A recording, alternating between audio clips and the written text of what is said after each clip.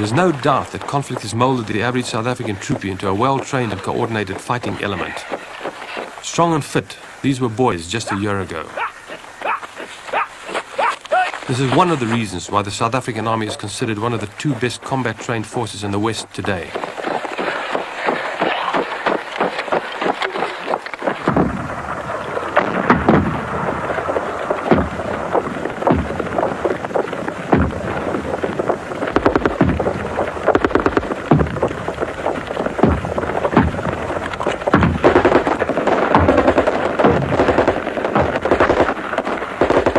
When combat does come, they're ready for it. An evening attack in the operational area presents few surprises. The enemy lobs a few mortars and then withdraws. The South Africans retaliate with every weapon in the arsenal. It can be a terrifying experience. What is probably the most hair-raising experience you've had in this operation so far? I guess it was a camp attack that we accomplished in late January. Where was that? It was in Angola. And what happened? We came upon a camp in our general area of operations late at night. Well, it was almost dusk, and we took some heavy fire. We sustained immediate heavy fire, and we occupied a camp and took part of the camp out, and then we were ordered to pull back.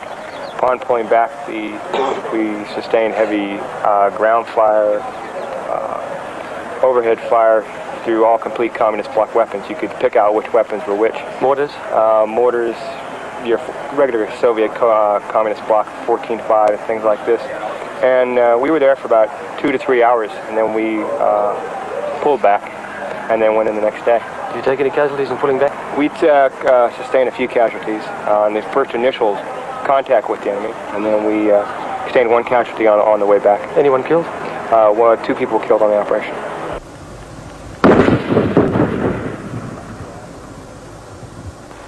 This is probably one of the most subtle instruments of terror yet devised by man. It was designed by the Russians for war, and it has been adapted by every terrorist movement in the world. It's the RPG-7 rocket and launcher. It's minute, can be handled by one man, it can knock out a fair-sized tank. Correctly placed, it can also knock out several men in a patrol or a building, or any target that the enemy chooses. It's constructed in such a way that even an idiot could handle it properly because it's got no recoil. Yet this projectile moves at the speed of an average handgun bullet.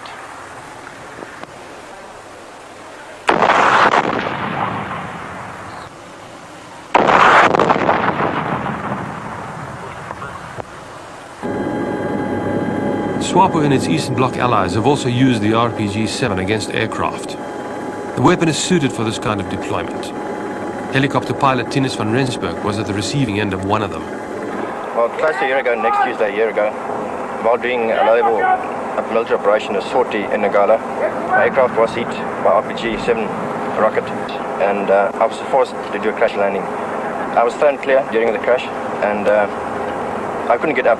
I was injured, the back injury. I started crawling forwards because people were firing at us at that stage. What happened to your engineer? He's trying to get out of the chopper, but I think he picked up shrapnel from the shot itself, and then he had to get out of the chopper on the enemy side, and he was shot down.